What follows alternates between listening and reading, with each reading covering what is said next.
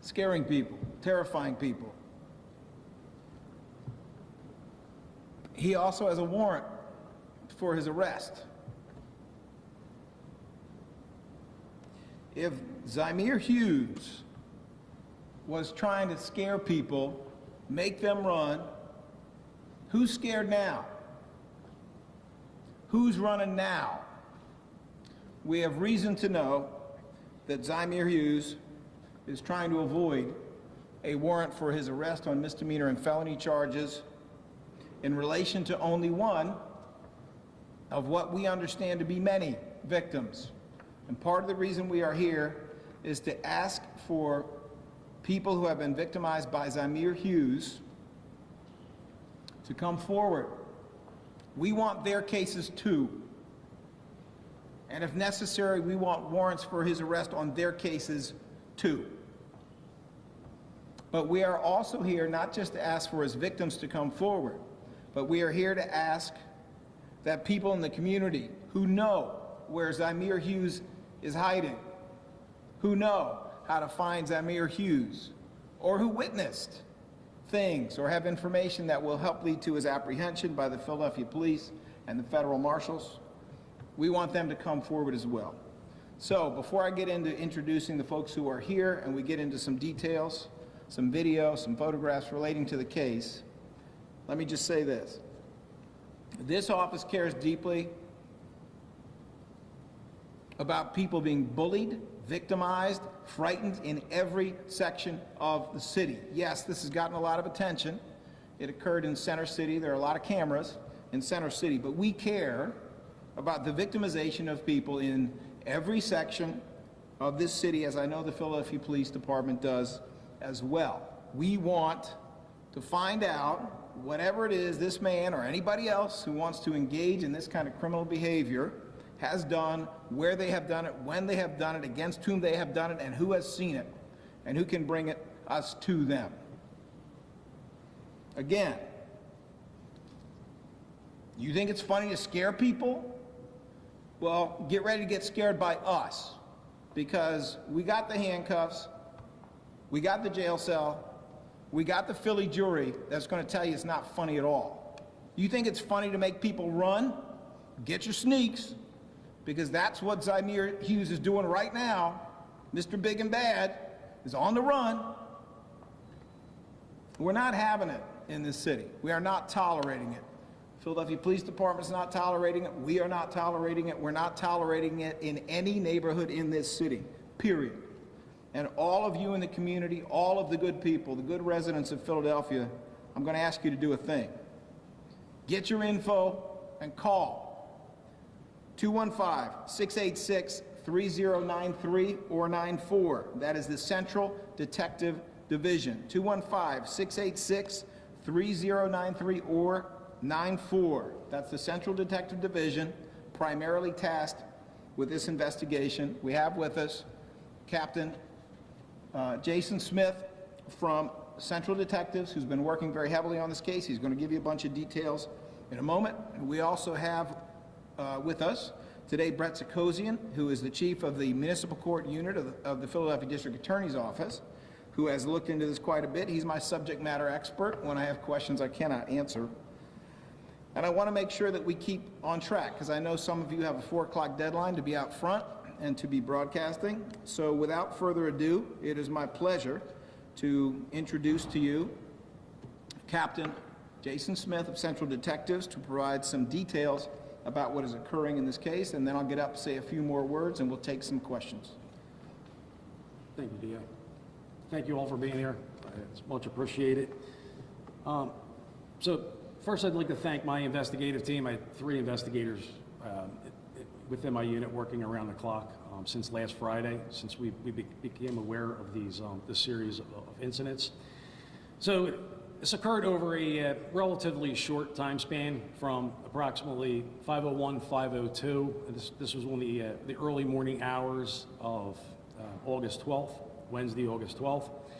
And it culminated with the suspect entering the suburban station at 5:35 a.m. So again, going back to the beginning, 5:01, 5:02 a.m., that's when he approaches at least to the best of our knowledge, the first person.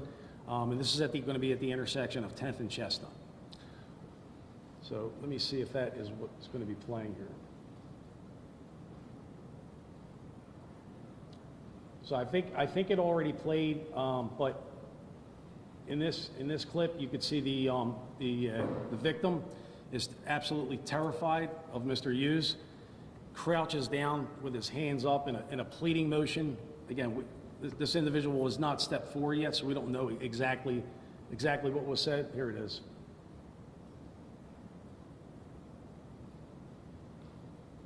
But it's readily apparent that this individual is certainly in fear of their life.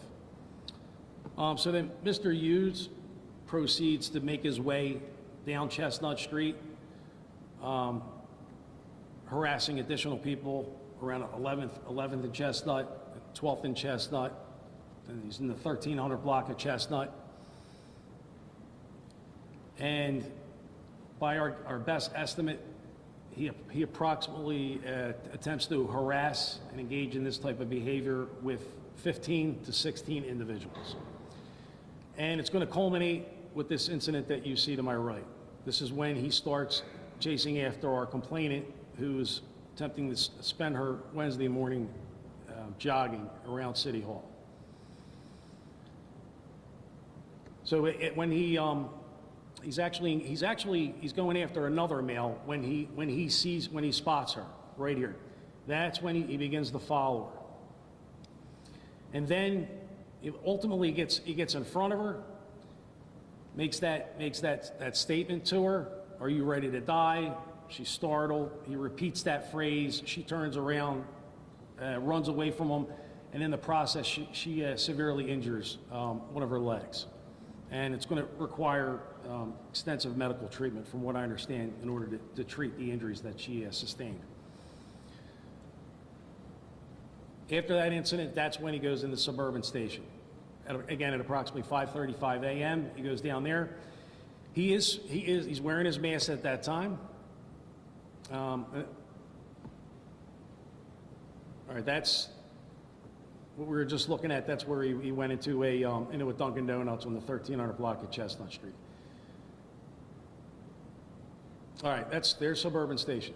So again, you can see he's walking around with the mask, and eventually he's going to be spotted by two SEPTA police officers. They yell at him to remove his mask.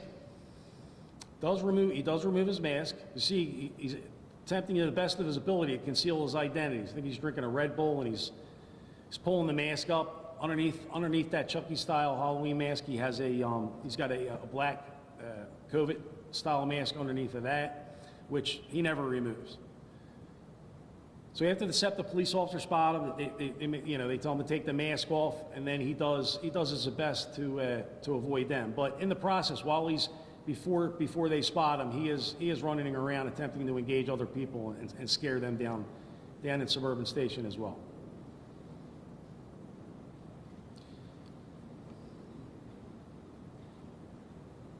So there he is, and you're going to see the SEPTA police officers, I believe, come into frame shortly after this.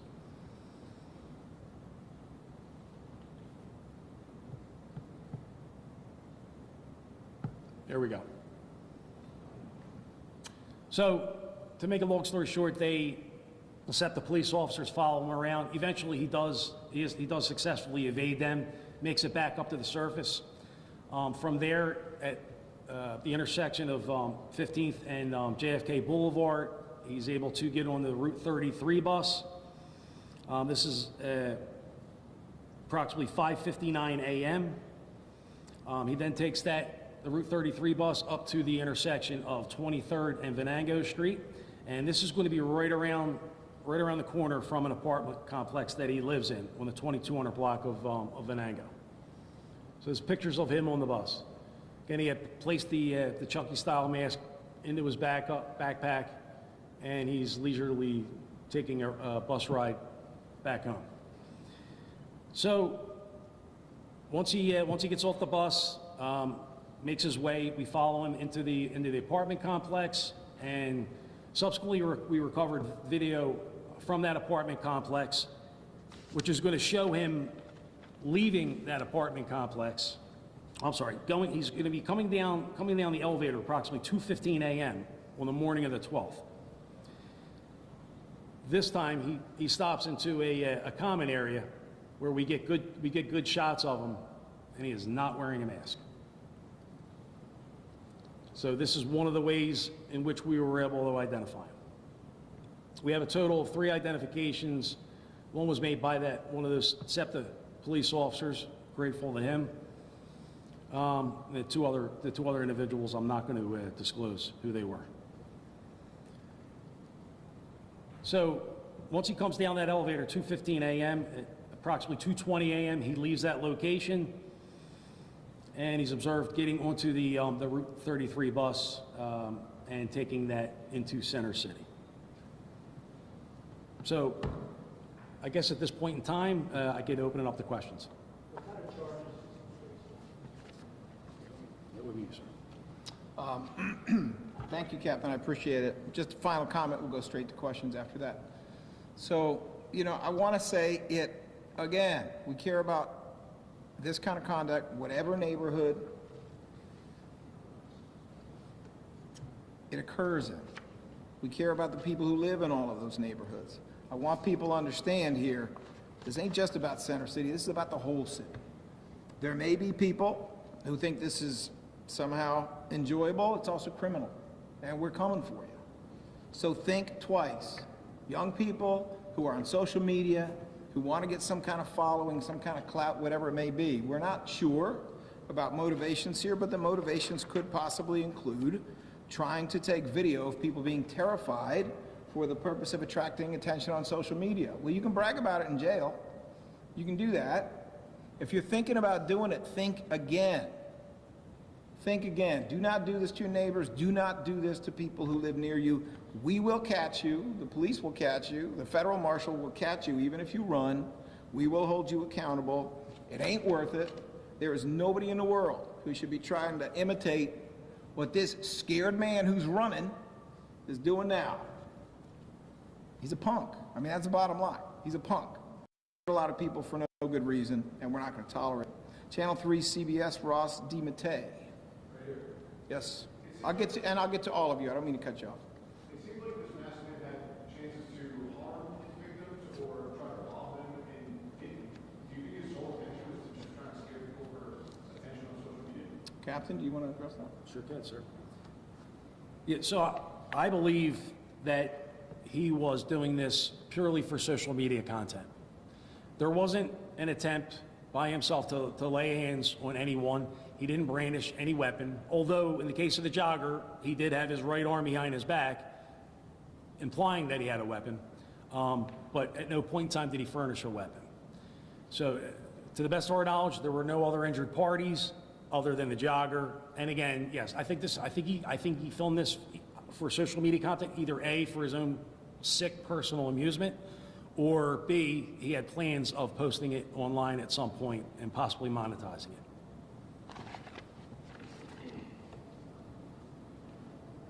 Any further questions, Mr. DiMattei? No. All right.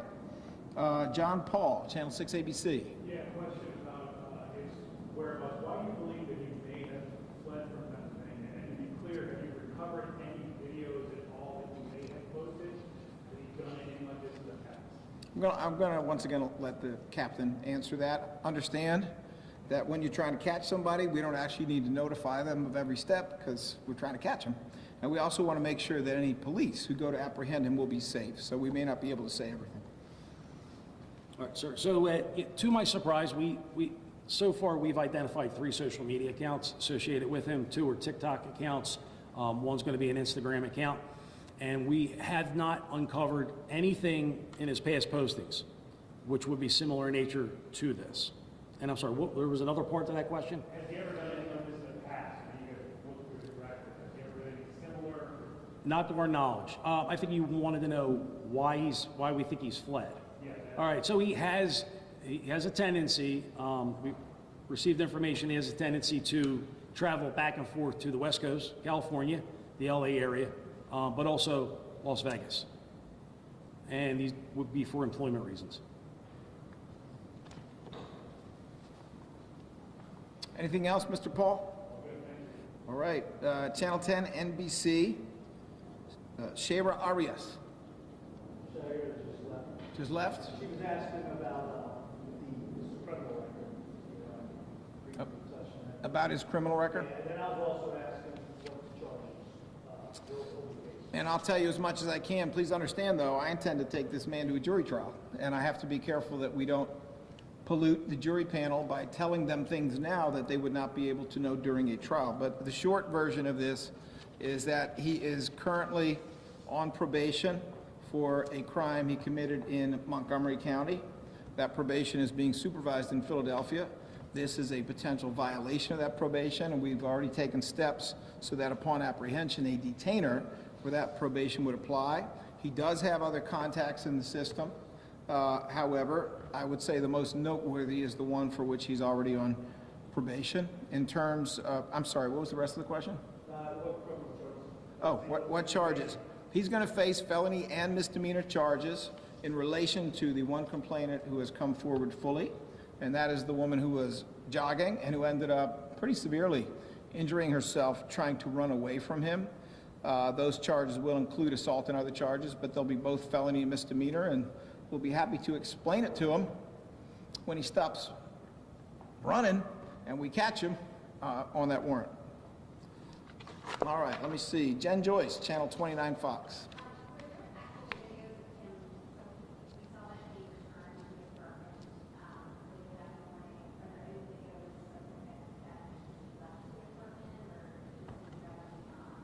I'm going to ask Captain Smith if he wants to answer that again. Sure. I'm going to ask you to repeat the question, please.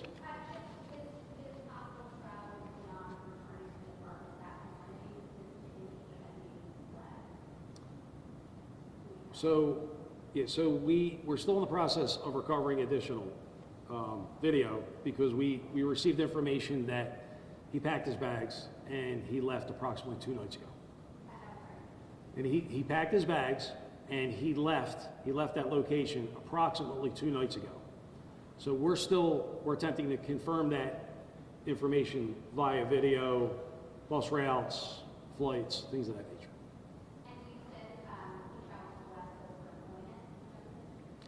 For employment. That's correct.